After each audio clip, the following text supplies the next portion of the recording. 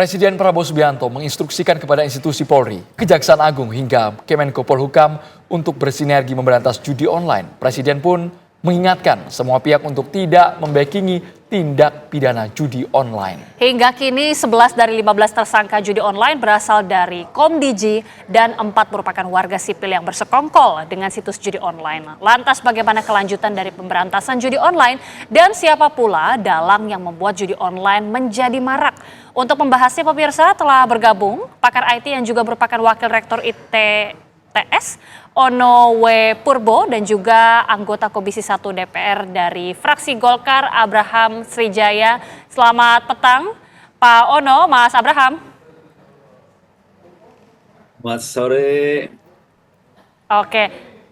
Ya, Pak Ono, kita mungkin awali terlebih dahulu ke Pak Ono. Kita sudah melihat ya bagaimana sepak terjang sejumlah pegawai Komdiji dan hingga saat ini bahkan terlibat di dalam kasus judi online. Sejauh ini bagaimana Pak melihat praktik judi online yang terjadi sampai saat ini?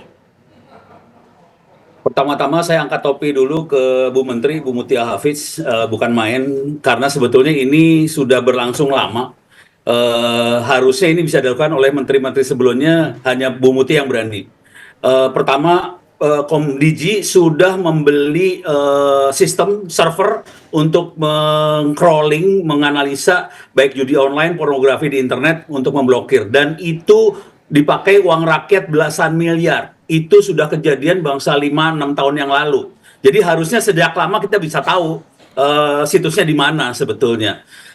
Kedua, semua layanan yang kepada masyarakat harusnya terdaftar di Kominfo. Jadi harusnya mereka tahu itu semua. Jadi agak aneh kalau sampai bertahun-tahun sampai tidak dilakukan apa-apa.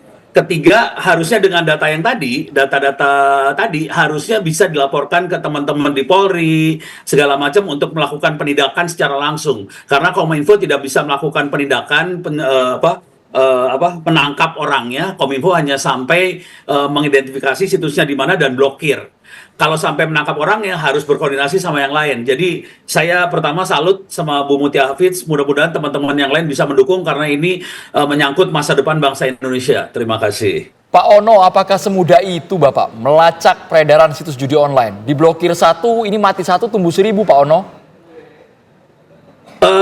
Engine yang dibuat sama Kominfo itu harganya belasan miliar, mampu melakukan itu dalam waktu menit sebetulnya. Karena mereka crawling. Dan itu terus-terusan dilakukan crawling. Jadi sebetulnya mau tumbuh berapa dia bisa tahu sebenarnya. Cuman yang jadi masalah adalah si situs judi online tadi sebetulnya melakukan hacking ke situs-situs pemerintah .go.id, .ac.id.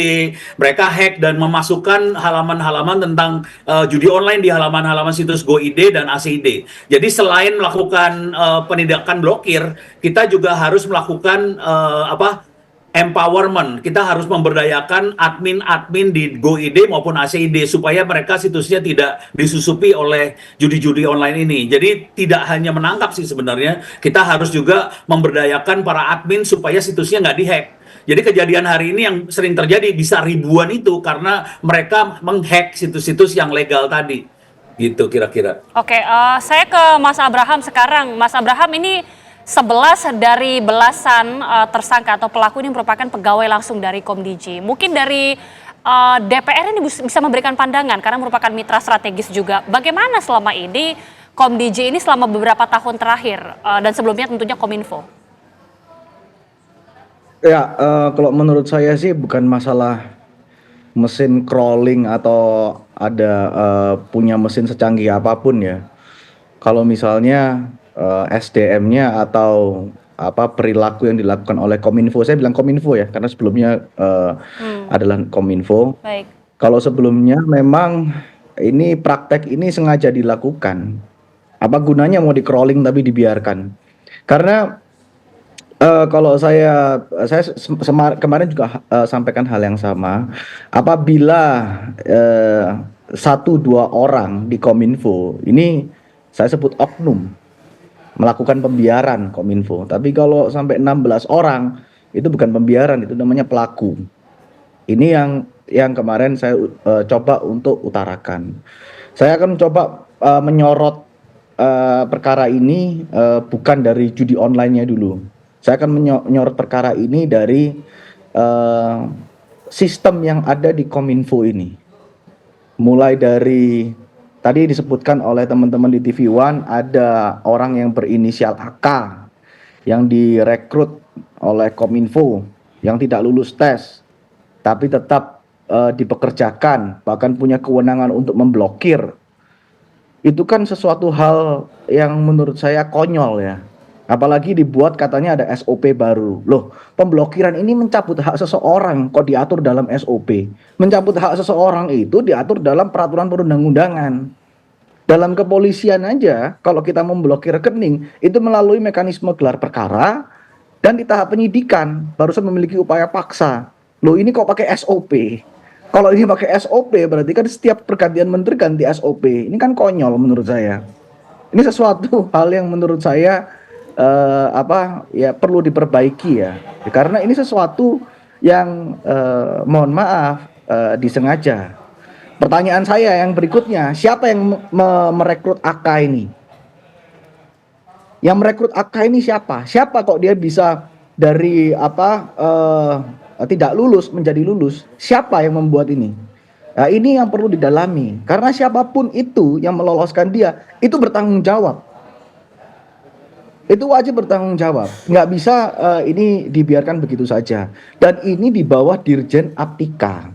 Dan Dirjen Aptika ini formil untuk pemblokiran ini sudah diatur dalam Permen Kominfo tahun 2014. Mungkin Dirjennya sendiri nggak tahu kalau ada formil yang diatur di Permen Kominfo 19 tahun 2014. Maka dari itu apabila pemerintah serius ini untuk mengusut tuntas, Dirjen Aptika harus nonaktif dulu. Dia nggak bisa dia bilang dia nggak terlibat ataupun dia oh ya saya nggak tahu, nggak bisa, itu di bawah dia. Permen Kominfo 19 tahun 2014 itu yang melakukan pemblokiran namanya Direktur Jenderal. Itu loh. Itu kenapa Mas Abraham. Saya kemarin keras. Ya, terima kasih. Mas Abraham ini cukup menohok ketika Mas Abraham mengatakan ada pembiaran. Apakah kesannya memang di balik itu semua ada mastermind yang belum terungkap, yang punya jabatan, punya peran strategis di dalam? Mas Abraham. Bukan pembiaran, pelaku. Pelaku. Ini bukan pembiaran, ini pelaku. 16 orang ditangkap. Ini 16 orang ditangkap. Nggak mungkin ini pembiaran. Ini ada SOP, bayangkan. Ya, kata kuncinya kan oleh kepolisian kan ada SOP. Berarti ada SOP ini dibuat. Ya kan? Pertanyaan saya, kok bisa website yang diambil ribuan situs terus ada orang sipil ditangkap? Loh, kok bisa? Ini data rahasia loh. Kok bisa sipil pegang? Ini kan konyol, ya kan? Ini data yang diambil oleh Kominfo terus dikirim ke sipil. Lah ini kan udah, ini dari SOP-nya ini udah salah ini. Data rahasianya Kemenkominfo kok bisa dipegang sipil? Sipil yang melakukan pemblokiran lagi, gila nggak? Nah, ini sesuatu yang menurut saya konyol, terlalu konyol lah buat saya. Makanya kemarin saya agak keras dengan Dirjen Aptika. Itu tujuan saya adalah saya mau tahu, tapi saya tidak mendapatkan jawaban. Ya, jawabannya adalah ya kami akan melakukan reformasi. Ya, itu nggak perlu dijawab oleh Dirjen. Saya tahu itu akan dilakukan oleh Bu Menteri kita yang baru. Oke. Ya, itu yang ingin saya utarakan. Kira-kira begitu. Iya, Pak Ono, ketika berbicara mengenai bagaimana kemudian mengusut tuntas, kira-kira dengan formasi saat ini kita sudah melihat juga semangat dari Menko Digi atau Menteri yang baru Mutia Hafid ini juga sudah ada sejumlah oknum ini sudah berhasil terjaring. Tapi bagaimana kemudian melihat pembenahan dari Komdigi sendiri, apa yang sebenarnya harus ditambah atau dibenahi? Sebetulnya kalau kita ngelihat sistemnya, kita sebetulnya bisa ngelihat semua catatan-catatannya di sistem. Sistem ini pasti ada log, ada catatan. Jadi kalau kita bisa lihat catatan, kita bisa ngelihat sebetulnya yang tadi yang Pak Abram takutkan itu kita bisa lihat sih sebenarnya orang dalam mana atau orang luar mana yang akses ke sistem. Dari situ nanti kita bisa melakukan rekayasa, kita bisa melakukan pengejaran. Ini orangnya yang ini loh ternyata. Nah, mungkin lebih dari 16 tadi. Kalau saya cenderungnya setuju sama Pak Abram. Ini masalahnya pelaku ini udah di dalam lagi. Aduh, parah banget.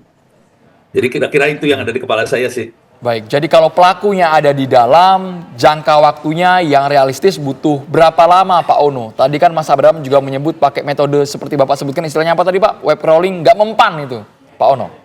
Ya, setuju dengan Pak Abraham bahwa itu masalah manusia, betul banget. Nah, kalau kebetulan kita punya mesin, jadi dengan mesin ini kita punya barang bukti banyak sih sebenarnya. Nah, pertanyaan berapa lama? Kalau kita bisa dikasih akses ke lognya, catatan-catatannya, kita bisa ambil catatannya, kita bisa melakukan forensik dari situ. Nah, itu ketahuannya bisa cepat. Biasanya untuk melakukan itu butuh waktu seminggu 2 minggu sih untuk melakukan forensik itu. Kalau kita dibantu dengan AI, kemungkinan bisa lebih cepat lagi. Kira-kira itu sih poinnya. Oke, usai jeda kita akan tanyakan langsung kepada Mas Abraham berkaitan dengan judi online yang kita sudah tahu ini berlangsung selama beberapa tahun. Tapi sepertinya bagaimana judi online ini? Apakah memang sebenarnya dari luar negeri atau justru dari dalam? Sesaat lagi Mas Abraham, kami akan kembali usai jeda. Berbicara mengenai judi online, Mas Abraham, dalam rangka mengusut tuntas, kita juga tentunya ingin mengetahui sebenarnya judi online ini apakah memang semuanya ini dari luar atau ada juga yang dari dalam negeri, Mas? Ya, kebetulan saya bukan ahli cyber IT ya. Cuman namanya online itu pasti bisa di dalam dan dari luar negeri. Dan sebetulnya untuk memberantas judi online secara 100% itu menurut saya keniscayaan. Kenapa? Sekarang satu website diblok pakai VPN kita sudah bisa akses.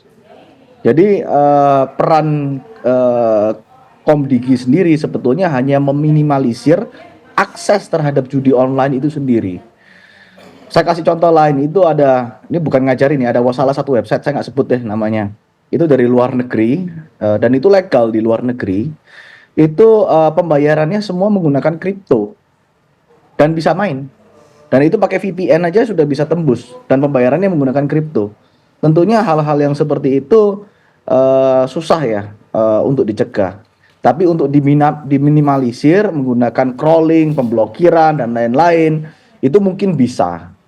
Nah, itu mungkin itu dari saya terkait Baik, Mas dengan Abraham. judi online. Dibatasi ya kalau istilah Mas Abraham. Mungkin tidak 100% judi online di Indonesia nggak ada lagi, Pak Ono. Semuanya bisa menurut saya ditutup. itu terlalu retorika ya kalau itu ya. Karena yang di luar negeri kan juga banyak. Itu kalau misalnya ada yang bisa memberantas judi online 100%, saya rasa nggak ada satu negara pun yang bisa melakukan itu. Baik, Pak Ono W. Purbo boleh komentarnya, Pak Ono? Saya setuju dengan Pak Abraham, cuman intinya gini, kalau sampai kita berhasil menemukan pelakunya di Indonesia, tangkap. Karena sebagian pelaku memang ada di luar negeri sih. Kalau Indonesia tangkap, yang di luar negeri memang susah, kita harus berkoordinasi dengan Interpol dan sebagainya. Tapi yang Indonesia tangkap. Jadi memang susah untuk 100% menghilangkan, susah. Tapi kita harus berusaha. Oke, tentunya berusaha tetap dilakukan, Pak. Tapi kalau dari kementerian atau dari pemerintah sendiri, kita tahu upaya sebenarnya sudah dilakukan. Pemblokiran seringkali dilakukan, tapi memang seringkali muncul dalam hitungan beberapa saat saja. Ini apa sebenarnya langkah yang bisa dilakukan untuk mempercepat hal yang berkejaran seperti ini? Waduh, seru ini. Secara Bagaimana, Pak? teknologi kita harus memperkuat, karena yang bisa blokir sebenarnya provider, ISP. Provider di Indonesia pada saat ini ada 1.100 provider, banyak sekali. Pemerintah Kominfo hanya bisa mengidentifikasi situsnya ini, kemudian dia harus melempar ke 1.100 provider untuk melakukan pemblokiran. Dan ini butuh waktu sih sebenarnya kalau mau jujur. Jadi memang kita harus belajar koordinasi supaya semuanya cepat. Nggak gampang, memang harus diakui seperti kata Pak Abraham. Itu bukan pekerjaan yang gampang sih, jujur. Pak Ono, tapi kalau sudah orang dalam yang bermain, Pak, artinya kan mereka juga tahu sistem kerjanya, Pak. Ya, orang dalamnya memang harus ditangkap dulu. Jadi gini. Jadi dalam sistem itu ada log, ada catatannya. Kita bisa melihat bisnis prosesnya yang terjadi. Dari catatan itu kita harus mengidentifikasi. Ini larinya kemana aja sih? Nah, dari situ kita bisa identifikasi. Oke, pelakunya ini kita lihat di pelaku-pelaku ini. Kita analisa di pelaku tadi. Jadi memang kuncinya dari manusia. Dan itu akan tercatat di sistem dalam bentuk catatan log itu. Dan kita harus analisa dari log itu juga sih. Mudah-mudahan ini bisa melakukan transformasi atau perampingan bisnis prosesnya supaya kita bisa lebih bersih semuanya sih. Di log itu kelihatan semua sih sebenarnya. Iya, Mas Abraham, ini tampaknya memang sesuatu yang begitu sulit, tapi sebuah keniscayaan. Tapi dari DPR sendiri seperti apa kemudian rekomendasinya sebagai mitra strategis juga dari pemerintah? Iya, ini dari kami, tentunya kita pasti siap support seluruh kementerian yang ada di Komisi 1 untuk membantu untuk memerangi bukan hanya judi online, tapi kejahatan online pun kita siap. Mulai dari anggaran, pengawasan, dan lain-lain. Tapi yang diperlukan pertama kali adalah sebelum itu semua adalah kejujuran dan kejujuran dan mau mengakui kekurangan dari para pemimpin instansi ini. Ini yang paling penting supaya kita bisa berbenah. Saya itu kemarin bertemu dengan beberapa hacker. Saya melihat sendiri dengan mata kepala saya di mana website pemerintah ini dibobol di hadapan mata saya. Dibobol. Dan saya berusaha untuk mempertemukan orang-orang ini dengan instansi pemerintah, tapi saya lagi cari waktu supaya apa? Supaya kita berbenah.